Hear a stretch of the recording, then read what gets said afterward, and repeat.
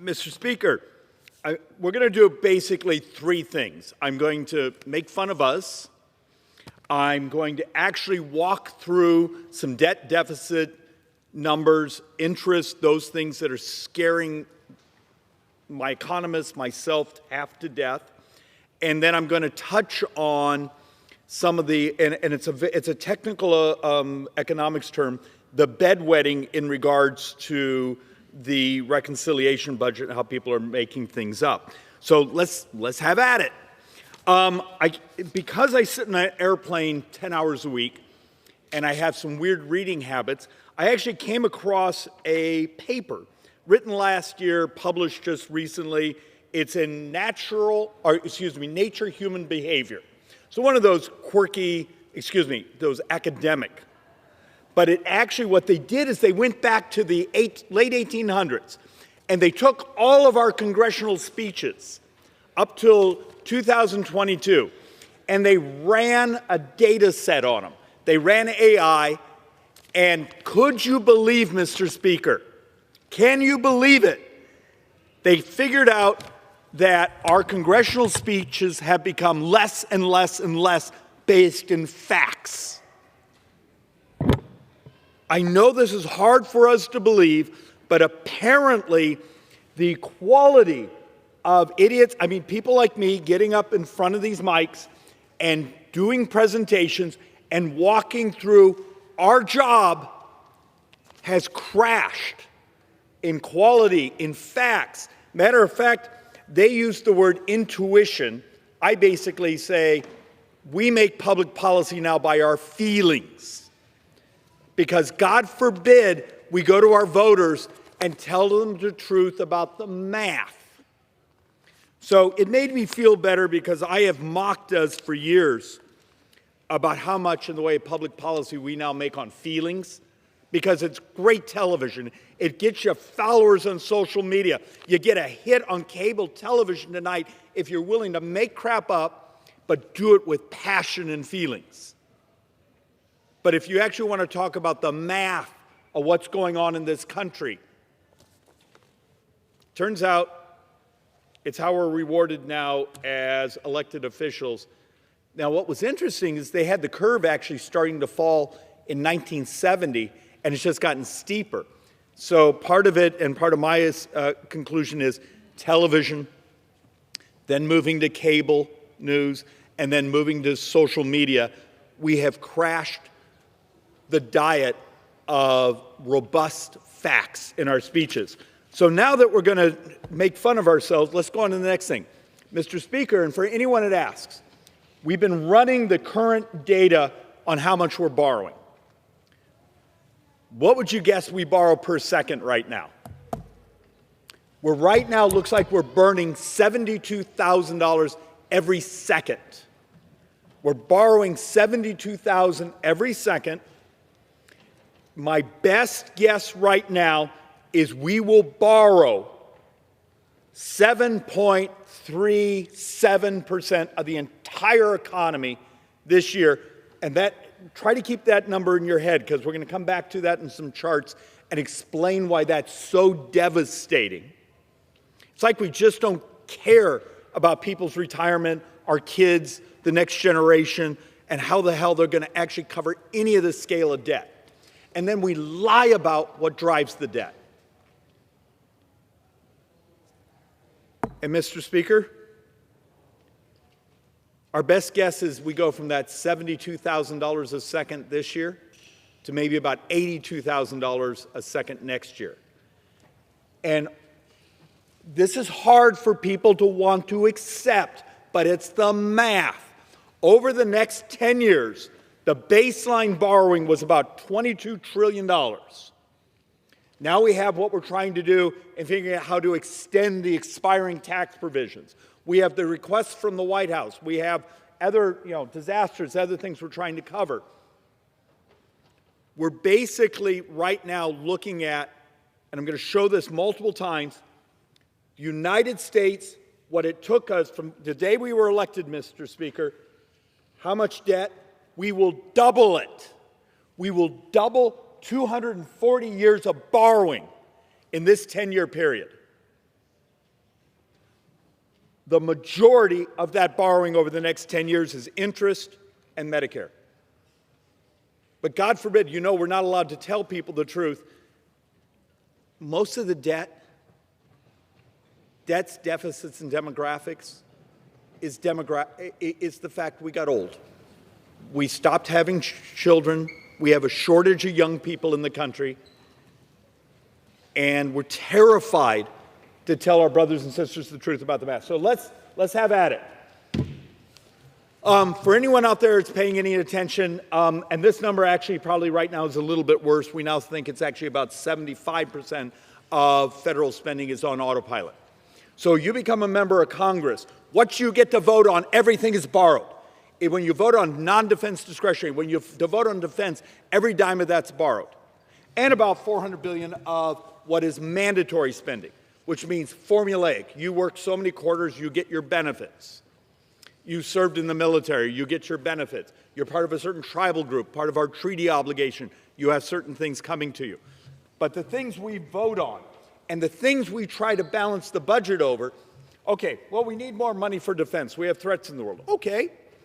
You get down to we're trying to balance the budget on about 13% of our spending because we're terrified to talk about everything else. You can't touch interest. I'm going to show you a slide here in a moment. This one should scare the crap out of people. And I know my language is becoming more and more inflammatory, but I can't seem to break through. This is from something called Moody's Analytics. Okay, it's one of those fancy subscription services. They have a bunch of economists. They collect data. They have us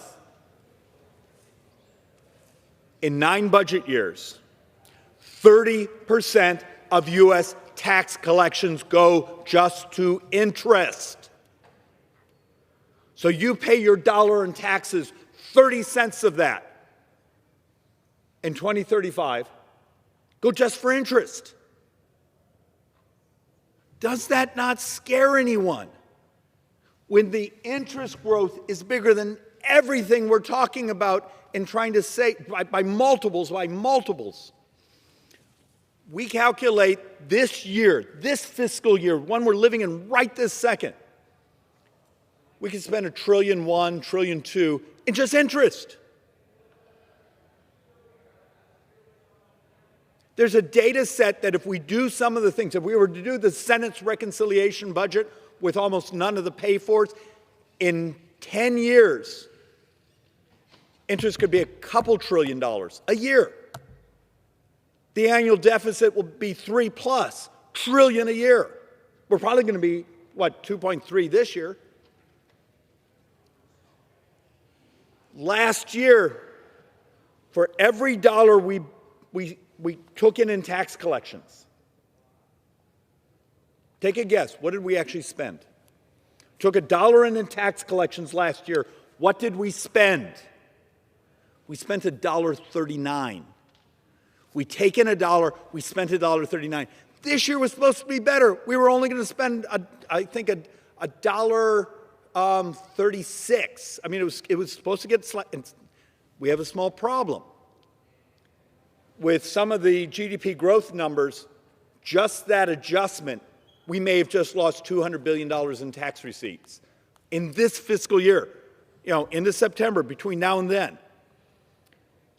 It just shows you how fragile we are when small movements of interest, when you have to refinance $9 trillion. Thank you for hanging out with us. Welcome back. But think about this. A single point of interest on U.S. debt, and it takes years for it to roll in because of how much we have to refinance. So we'll take about $9 trillion to market this year and refinance. We'll issue a couple trillion new this year. A single point of interest over 10 years costs you $3 trillion. Why does this not scare the crap? Why do we not have people coming behind these microphones? But we're better off getting behind these microphones and telling passionate stories, anecdotes, those things, because that's what gets us on social media. That's what gets people's dopamine hitting. But at some point, the math is going to win.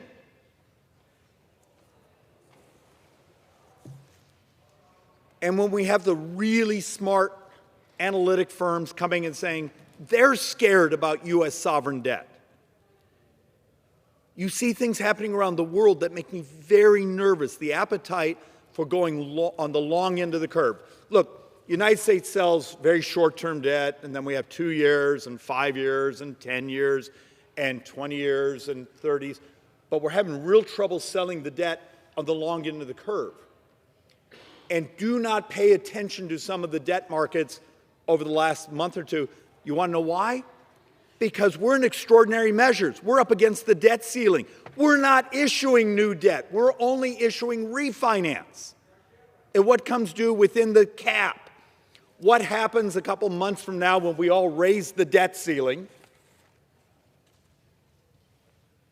And I love the brain trust that goes, don't raise the debt ceiling. Did I just mention last year for every dollar we took in, we spent $1.39? Just tell me what 39% of the federal spending you want us to stop doing. Because when you don't raise the debt ceiling, we got to end all that. So it's more than a third of all of our spending is functionally borrowed. Just tell me, happy to do it, just tell me which third you want us to stop financing.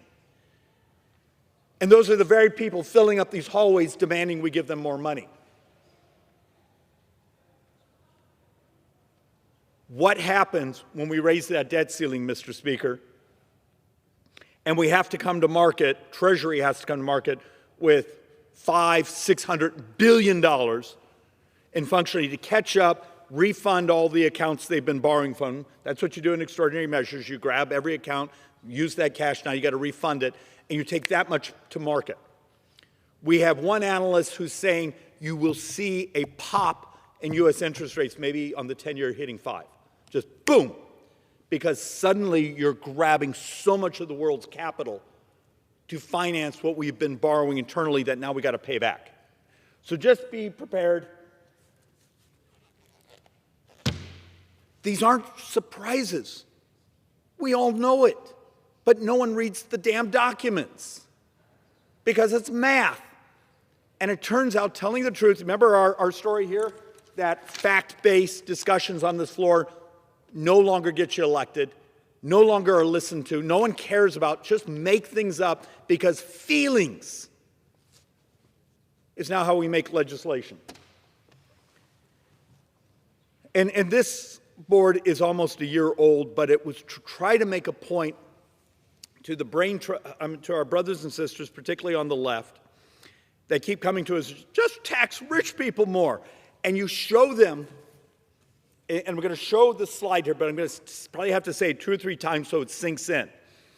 We have a report, detailed report, that sort of walks through every tax hike the left has proposed. And look, we're guilty on our side. Every cut we've actually proposed, but you take every tax hike and then you do the economic data on it, and you get about 1.5% of GDP. Okay, our cuts come out to about 1% of GDP. If I can do that math, that's 2.5%. Do you remember in the beginning of this? We're borrowing 7.3. So the next time you get a politician say, well, just raise taxes on rich people, and then you show them that it's a fraction of what we even borrow every single day. Great rhetorical use of language. Horrible math, completely fraudulent math. Remember, it's demographics, but we're not allowed to tell people that because it means we as a society have to do hard things. So look, I have this chart here, and I was just trying to make a point. How Washington finances 366 days of spending in 2024. The top 20% of earners covered 201 days. The next quartile down, the next 20% covered 41 days. The middle earners, so the middle 20%, they paid for 17 days of government spending. The bottom 40% pay for 4 days of government spending, and then 103 days we financed by just borrowing it. We have, I think we are now tied for the most progressive income tax system in the industrialized world. When we modernized the tax code in 2017, the United States income tax system actually became more progressive. But yet, how many times have you heard members around say, well, they gave money to the rich? The rich after 2017 were paying more of the federal income taxes. At some point, we're going to have this really uncomfortable discussion. Is it on the tax side or the spending side? Because I've done entire presentations here on the floor where I've shown you, go back the last 65, 75 years. Here's a time of very high marginal tax rates. We take in about mid-17% of the economy in tax collections. Very low marginal tax rates. We take in about mid-17% of federal taxes. It's sort of, you go up, the actual economy slows down, this is what you take in. So the secret is, how do you adopt regulation and modernize it? How do you adopt tax policy that incentivizes productivity? How do you do the whole thing and get them to interact so you maximize economic growth, and that growth becomes your tax collection stability and gets you to the top of the total dollar amounts, but you're probably going to still constantly fall back into that mean of the percentage of the economy. So have a bigger economy. It's not that complicated. But you constantly, so upper income taxpayers overwhelmingly finance the federal government. Okay, I know this isn't good politics. People like me are supposed to say, yeah, the rich need to pay their fair share.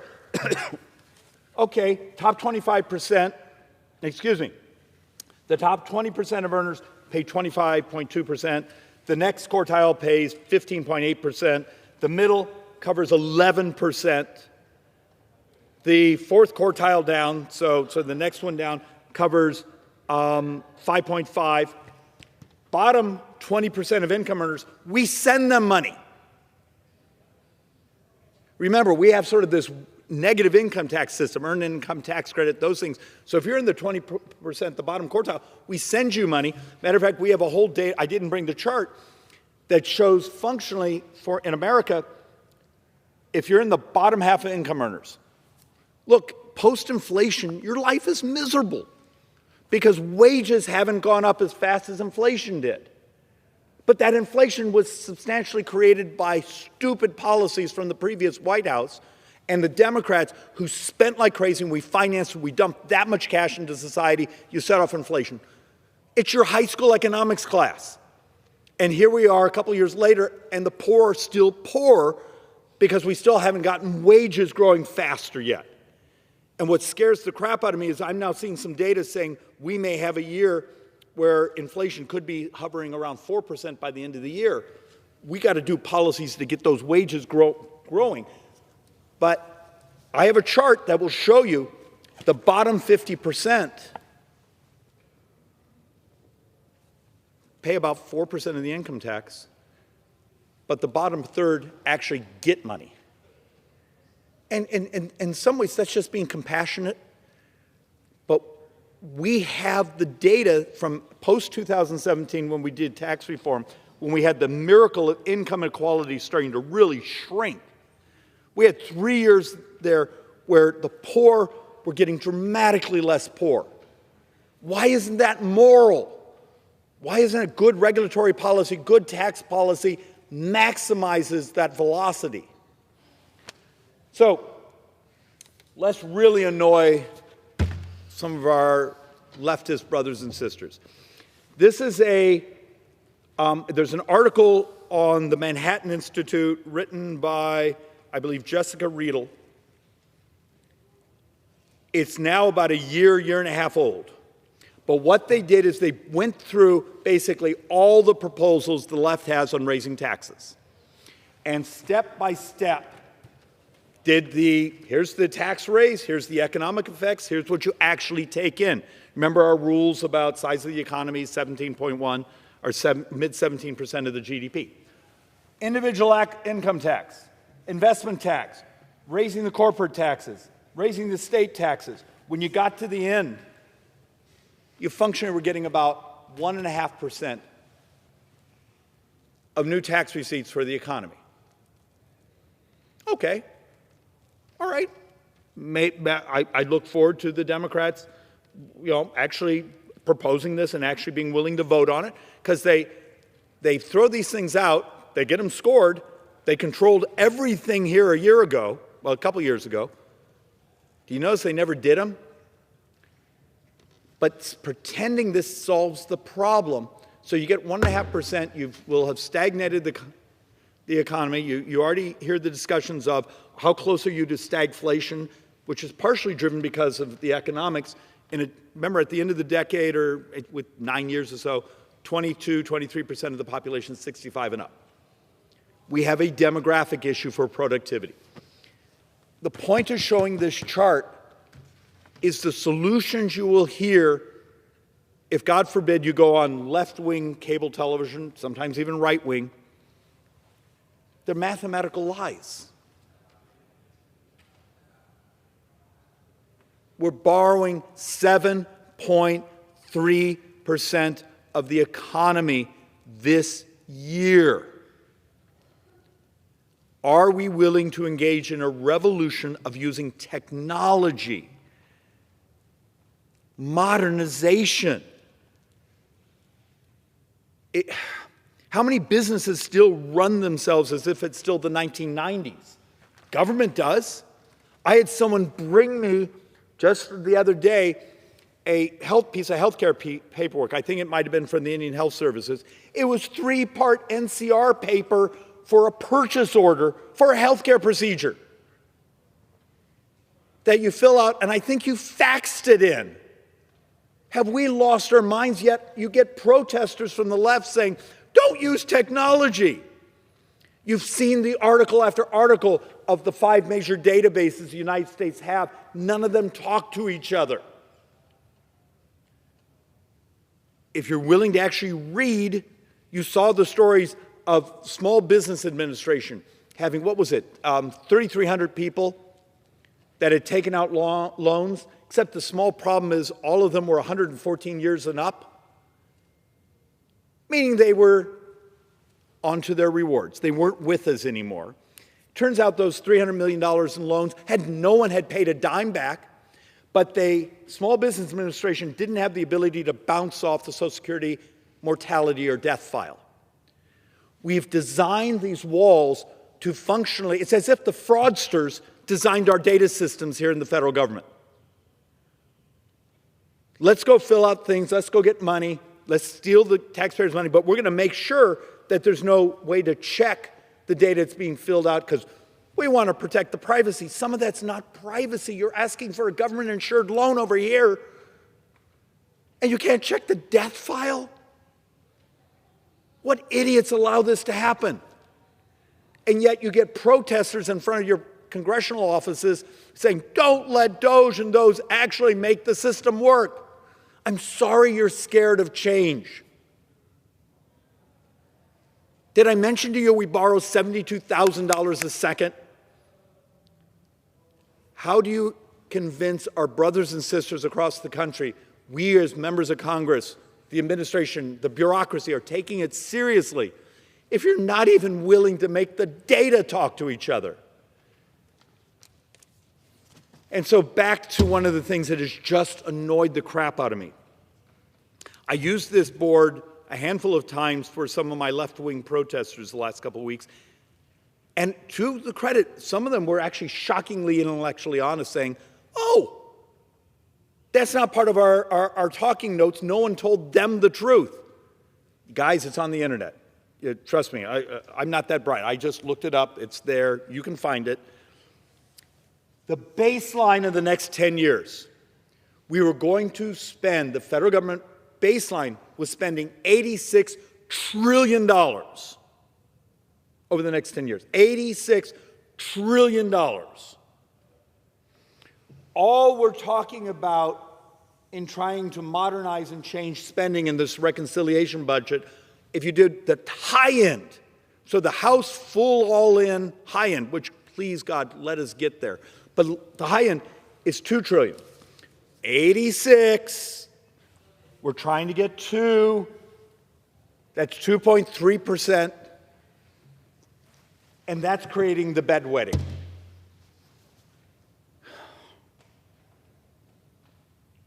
Do they really love their money, their spending? But remember, if you don't want tax hikes, I don't want tax hikes. Borrowing is a tax hike. It's just paid for in the future with interest. Stop thinking borrowing is free. My wife and I, we've adopted a couple kids. I have a 2.5-year-old. We're incredibly blessed. It looks like he's going to be fine. He's going to be normal. He's absolutely a joy. When he's 22 or so, just to maintain baseline spending in the United States, you have to double every single tax. That's the morality of this place. For the lobbyists, for the groups that are walking our halls saying, we want more spending. Don't do this horrible, devastating 2% cut in spending over the next 10 years. Thank you for screwing over my 2-year-old. Your absolute immorality. If you're going to walk into our office and demand more spending, tell us what you think, where we can modernize, where we can change the cost of government. We've come here and done presentations that the single biggest expense we have in government, turns out it's obesity. We did a whole model for the last couple of years, huge amounts. Remember, I chair the Joint Economic Committee, so I have like 5 PhD economists. We did the data, 9.1 trillion additional healthcare costs. Turns out the morality, if you'd help our brothers and sisters be healthier, but you got to do through the Farm Bill. You got to do through nutrition support. You're going to have to decide, are we going to have access to glutides and other things? But are we going to use technology, the wearables, the other things? I have one of those data rings on. What would happen if one of the most powerful things you can do for U.S. sovereign debt stabilization is a healthier society? And somehow that becomes a fringe conversation around here because people make money off of our brothers and sisters being sick. It's absolutely perverse. If you actually go, I think it was a year or so ago, I think it was Goldman Sachs did this huge report on GLP-1s, glutides. And somewhere in one of the footnotes was sent to me, and it had this line, a couple lines, saying if there was wide adoption and the United States actually became much healthier, much less morbid obesity, that there would be healthcare systems that would go bankrupt because they wouldn't have enough multi-chronic sick people to pay their bonds. Think about that. Everything's about the money here, not about the morality of having a society that's growing and prospering. Prosperity, I would argue, Mr. Speaker, is moral. How much of the crap we do here is not just satiating today's, Twittersphere screaming at us, or something that's completely made up, but actually building a plan saying, here's the prosperity we're going to build for the future. Sorry. I probably have already had too much coffee today. And this is just to make a point, and this is more to mock the Senate. And I was talking to one of the senators last night who also is concerned like I am. Maybe they hear our voices. So, Tax Cut and Jobs Act. And these are just the base numbers when they were first scored. This number actually came in half that. No interest is attached to it, but we stole this from someone else, but it was to make a point. Democrats complained about that. CARES Act, we complained about the excessive spending. The American Rescue Plan, we complained about. Then you add in the Bipartisan Infrastructure Act. It wasn't that bipartisan. I think they had just a handful of Republicans who wanted projects in their district. But you add it all up, all the things we have fretted over the last decade, and they don't even add up to the amount of borrowing that's in the Senate reconciliation budget. Because it's so much easier here just to spend and just borrow it. There's this attitude here, give it to me now.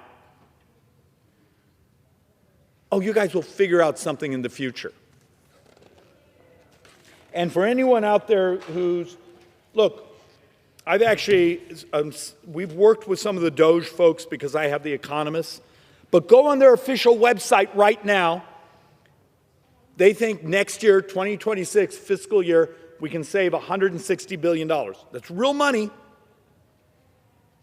But it's only, if we borrow $6 billion a day, what, 24, 23 days of borrowing. That's everything we've gotten. There's this inability for members of Congress, our staff, the public, to understand the scale of what we're up against. This basically just reiterates what I'm going to show a couple times here just because I need it to sink in. If we do the Senate reconciliation budget with our baseline, we double U.S. debt in 10 years. Going to say it a couple times so it sinks in. Debt held by the public, and they're using 2034. We prefer to use 2035 because that's more of an honest budget window. But you start to look at what the Senate resolution, this was baseline debt. They add another 32.7% to the debt. And if we do what the Senate put out in their budget reconciliation, we functionally double publicly held debt in the United States. What took us 240 years to do, bless us, we can do in 10. Because we're good at borrowing money, handing things out, telling people there's no consequences, making crap up, saying it's health care for illegals. Okay, shouldn't do that. But it's only a couple days of borrowing over a year. You got to do lots and lots and lots of difficult things. And we've done entire presentations where we've shown you could revolutionize the cost of health care. We've actually looked at one data set, and we've been studying this now for months. If I came to you, Mr. Speaker, and said,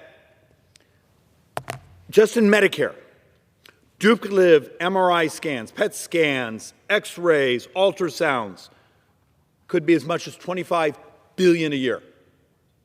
Duplicative scans. What if you got your knee scanned and you just attach it to this thing so it's portable with you? That's $250 billion over 10 years. Is that a cut? No. It's just a simple use of almost a free technology that's out there where you can load them on this and it's portable with you. We get lobbyists who don't like that idea because apparently they make money on the duplications. The inefficiencies, the frauds, those things are a business model now. When government controls functionally a quarter of all the spending in the United States, of all the GDP, and a big chunk of that is functionally waste and fraud and misallocations, bad design, give it whatever anachronism you want or title you want.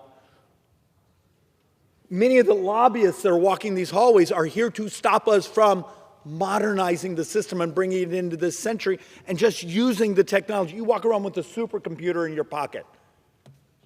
This could crash the price of health care, make you healthier, give you access, all these things.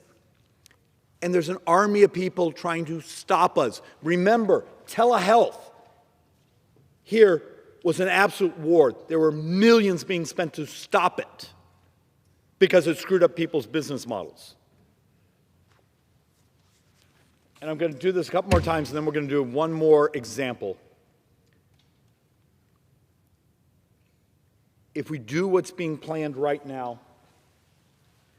you finish the next decade, well, 10 years from now, either $73.7 trillion of debt, or our other chart actually gets it up to $74 trillion of debt. So when you hear a member on the Democrat side, Republican side, running for office, I care about the debt, but I'm more afraid of telling you the truth of what drives the debt. And the fact of the matter is the people walking the hallways here, often our own constituents, are screaming at us for more spending. Don't they have kids? Don't they even care about their own retirements? The absolute vacuousness of immorality. So I grabbed this from the Wall Street Journal. So I can't imagine anyone here has had protesters and people showing up in their office about Medicaid, which is supposed to be our safety net for indigents and the poor. I have some old experience with that. For a short time, I actually chaired the healthcare committee in the Arizona State Legislature when I was a child.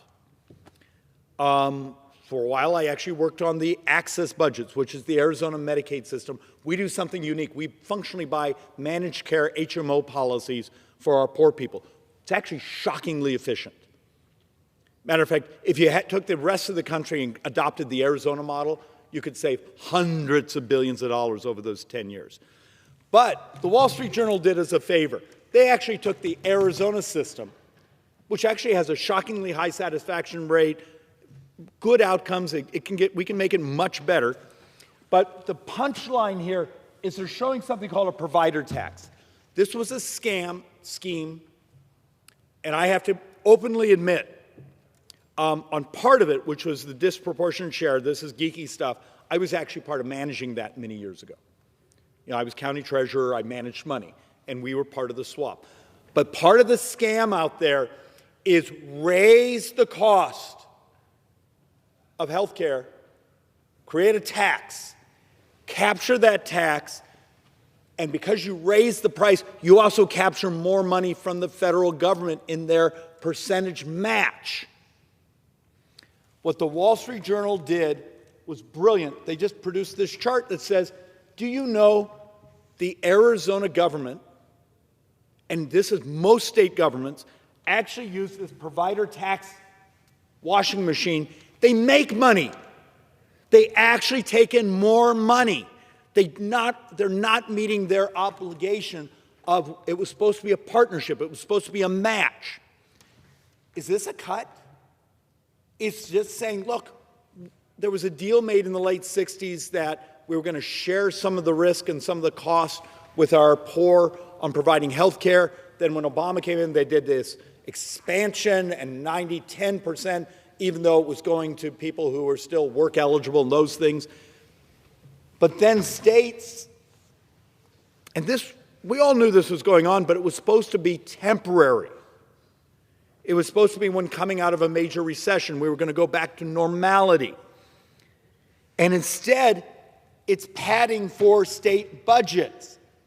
That cash isn't going into health care. It's financing other things and raising the U.S. debt because this is borrowed money.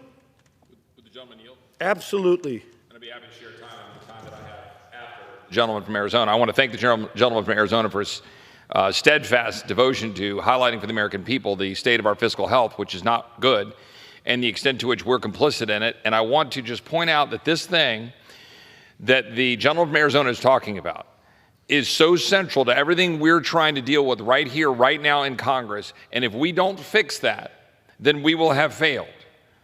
I want to be clear to my Republican colleagues. If we do not fix this scheme, this scam, the gentleman didn't misspeak. It is a scam. If we don't fix that, we will have failed. Let me just ask the gentleman a couple of questions. Shoot. Prior to the existence of Medicaid, right, there was no federal subsidy at all. This scheme couldn't have possibly existed in this way. Yeah, most of this was designed late 60s. Right. My state I have this weird history. I was a child, I was early 20s. I was a temporary page at the state legislature. Arizona was the last state to enter Medicaid. Right. It was bankrupting our counties because up to that point in the early 80s, the counties were actually the provider of health care. Right. So we entered this, but we created a really crazy system saying we're going to do managed care to drive the price down. But yes, and so Medicaid was created, and Medicaid was created to ostensibly provide an avenue for health care for the poor and vulnerable, right? It's a broad statement. Is that true? The actual language was for indigents.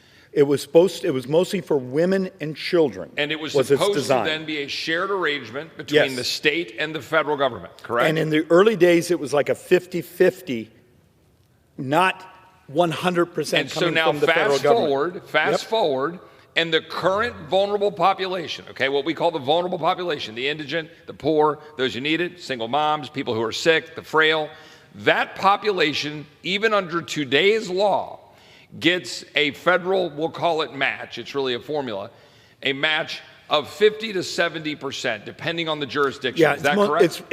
It blends out closer to the 70. And now talk about the expansion population. And so then now let's fast forward. What we're really talking about for everybody at home watching C-SPAN, all 14 of you, we have a situation where Obamacare expanded the Medicaid population, and it expanded it massively to a population that is much bigger and much more able-bodied, i.e. healthier. So now you would think, well, I don't know, is that good or bad? I have my problems with it facially, but even if you were going to do it, would you then say, as it does, that that population, the healthier, able-bodied population, should get 90% match from the federal government? Because that's what's happening. They get a 90% rate for that expanded population. Then layer on top of that, and this is, and I'll yield back, this is what you're now dealing with.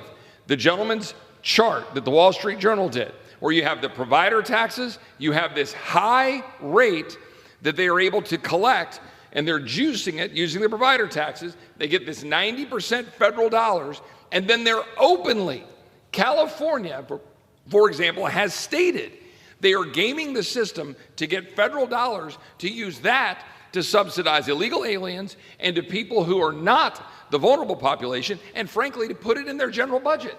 That's what the gentleman's talking about. That's the current state of affairs. I yield back to the gentleman from Arizona. No, and Mr. Roy, it goes further. So as we all get the paid for, have you had the occasion yet, Mr. Speaker, Mr. Roy, where a group comes into your office, somehow they were put on a plane, put in a hotel, those things here, they have no understanding of the mechanics, but somehow there were Medicaid providers in your state that had plenty of cash laying around to fly people out to come lobby. Right. And then, so we did this. We pulled open, here's another Wall Street Journal article from a week or two ago, talking about how many in the Medicaid systems here in the United States are enrolled in multiple states. So you actually have billions and billions and billions of dollars here. They're enrolled in multiple states. And even the discussion of, could we just match data? And you actually get objections to this because the fraud is part of the profit model. So I'm on Ways and Means. This is something Energy and Commerce is is their primary jurisdictions. They're working through it. But if you just stack up the cheating, the misuse of the vacuousness, the absence of data to try to deal with the multiple enrollment of populations, if you actually start to stack these things up, how dare you call those cuts? How dare you? And why don't you care about the future of this government, the future of this society? We cannot handle the stacking of debt. Did I mention the $72,000 we borrow every second? And it only goes up. We have a model that says in the 10-year window, we're up somewhere in the mid-90s per second in borrowing. And we're terrified to tell the truth. Well, Mr. Roy, you may not want to be in the room for this one, because this is the stuff that gets you attacked at home. But it's math. It's the truth. It's the CBO numbers. Rising Social Security and Medicare shortfalls nearly drive the entire 2019 to 2033 deficit. This board is a couple years old, but the facts are the facts. We're terrified to tell the public the truth. The primary driver of debt is demographics. Go to CBO, and this board is actually today, we're waiting for the update, but we've done some back-of-the-board math. The math is much uglier because interest rates are up substantially from when we calculated this 2 years ago. But you functionally have a country that, and so this one's from 2 years ago, the 30-year debt we were going to borrow 124 trillion. If you remove Social Security and its finance costs, Medicare and its finance costs, the rest of the federal government actually grew slower than tax receipts. These numbers, and we'll probably have the update on this from CBO in the next couple of months with the higher interest rates, the higher running debt. We have models now that say over the 30 years, we're going to be at 200% of debt to GDP. That number is no longer 124 trillion, maybe 170 trillion of borrowing. I don't know how many of you plan to still be alive over the next 30 years. Do you really think the world financial markets are going to finance our debt? You have Ray Dalio, the multi-billionaire hedge fund who's now retired, who's actually been coming here to Congress saying, warning, warning, the entire world's capital markets, because what China's borrowing, what Japan's borrowing, now Germany's going back into the debt markets, there's not enough capital in the world. When the United States is consuming 30 to 40% of all the money that goes to sovereigns, to governments, there's not, so what happens when there's a shortage of savings in the world to finance? Well, we can print money. Of course, that will set off inflation, so your life just becomes more miserable. And because so many of our benefits are all inflation indexed, you can't inflate yourself away from it because they go up. Or we can just pay the higher interest rates. Well, now you already saw the beginning chart that Moody's says in 9 budget years, 30% of our tax collections is interest. We have a model that shows a 1% increase rolled into our refinancing. In 10 years, 45% of all U.S. tax collections, all of it, is interest. Mr. Roy, Mr. Speaker,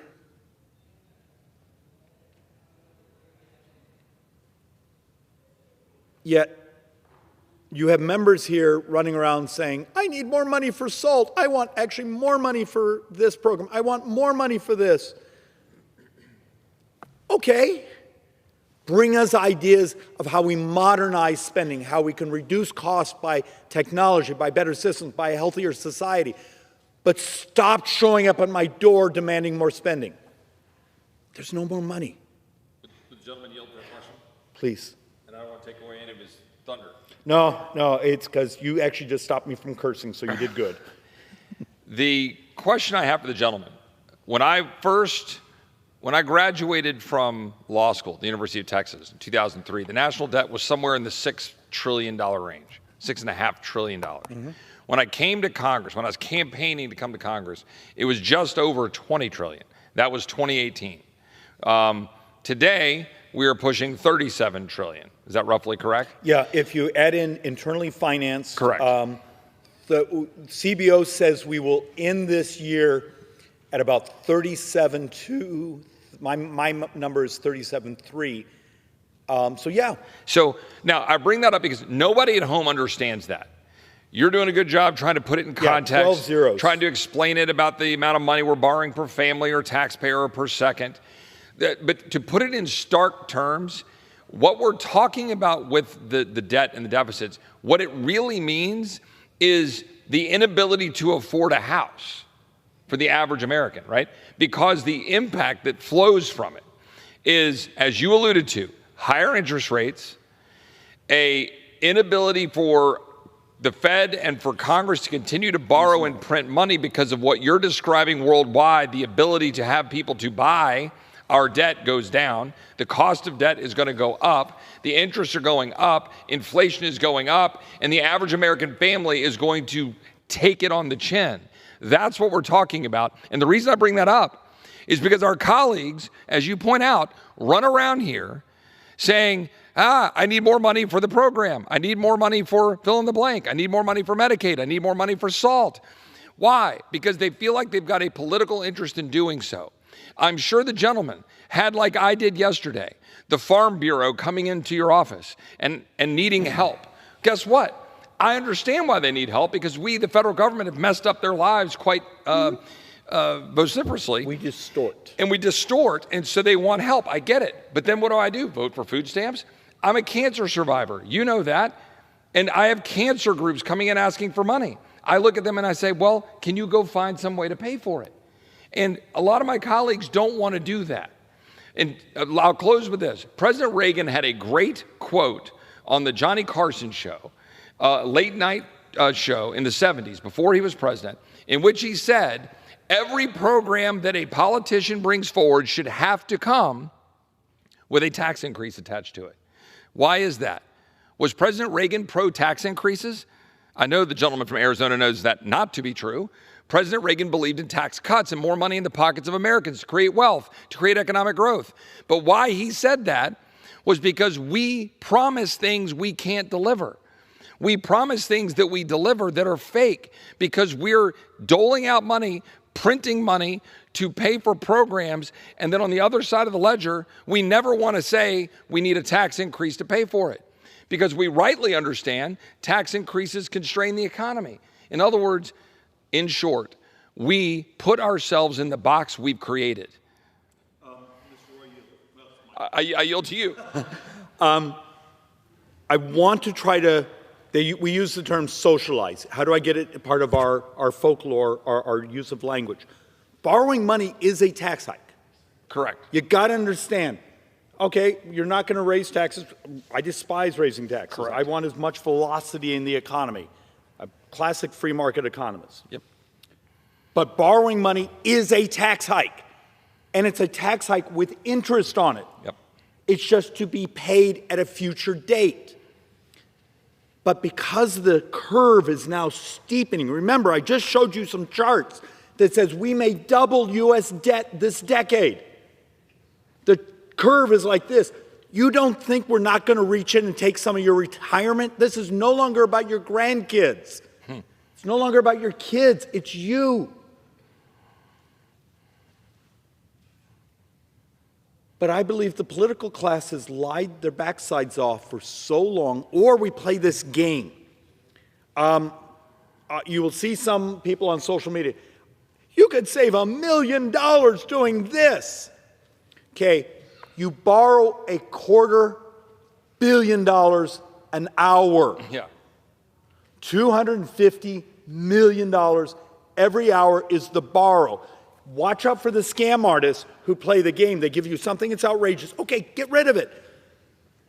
But sometimes the things we will debate for hours here are minutes or sometimes seconds of borrowing. Yep. But the big stuff, because there's so many lobbyists and constituencies that live off that money, you're not allowed to talk about that. And look, Mr. Roy, look, I'm blessed. I have Phoenix and Scottsdale. I've one of the best educated districts in America. I have them fairly prosperous. They tolerate me. They sometimes aren't happy with what I say. Yeah. But at least they know my math is good. Would the gentleman yield on that? One of the things that I've been saying in this building for the last several months is this debate about what we call, I think somewhat wrongly and incorrectly, mandatory spending, because it's not mandatory. We've just chosen to put it on autopilot. It's automatic spending. It's not really mandatory. Yeah, it's a better name. And so I've been saying in this building repeatedly that the math has to math. The math has to add up. And is that, would the gentleman agree, the fundamental and core problem in this town when we're talking about the state of affairs? So for example, we in this process have taken Medicare off the table politically. But the president has asked us to take Medicare off the table.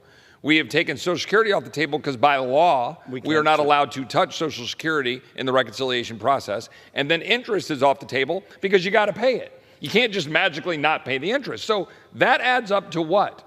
About 47% of the total frigging budget, half the budget. Yeah, and just understand in reconciliation, which is the one time we're allowed to talk about mandatory spending, the majority of mandatory spending we're not allowed to touch. Correct. Because if you use Social Security and interest, that's probably 54, 55% of all mandatory. Sorry, it's a weird way I remember numbers. And so, but I can give you, so let's actually, well, let's risk our political careers.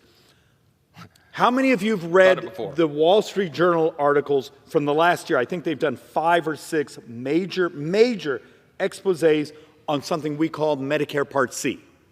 It's the Medicare Advantage. It was the sort of managed care version within Medicare option that was developed by Republicans in 2005.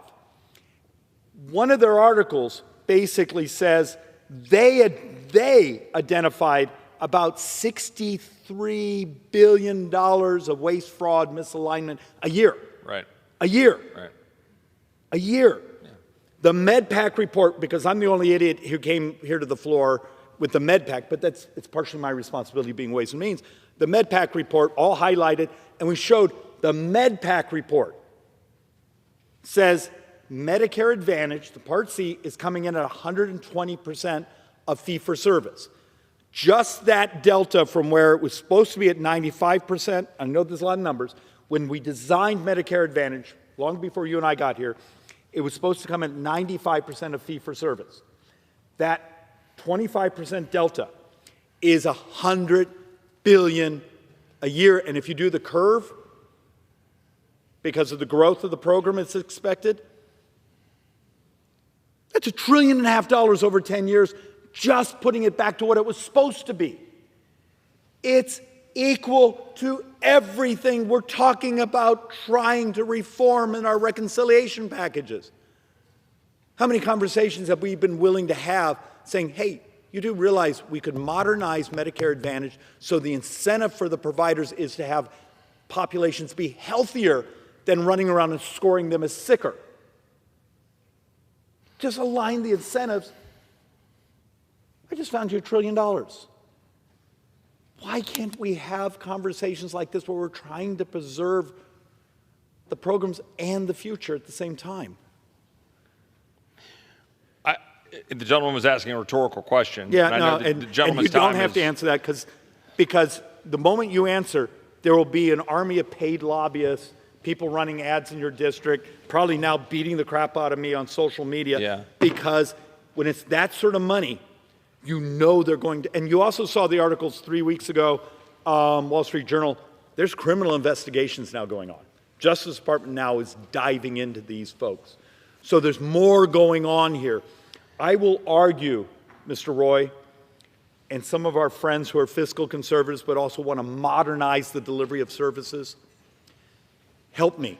We've spent almost a year diving into the data. What would happen if fixing these misalignments, the waste and fraud, actually it doesn't get us where we need to be, but it starts moving us the right direction? Mr. Roy, I think I'm actually against my time, so I'm going to do that moment. I'm going to first apologize to the folks who had to try to take our words down for talking too fast, for the poor speaker that had to sit here and listen to this, and to my staff that's now going to have to write lots of apology letters for all the people I just hurt their feelings. But with that, Mr. Speaker, I yield back.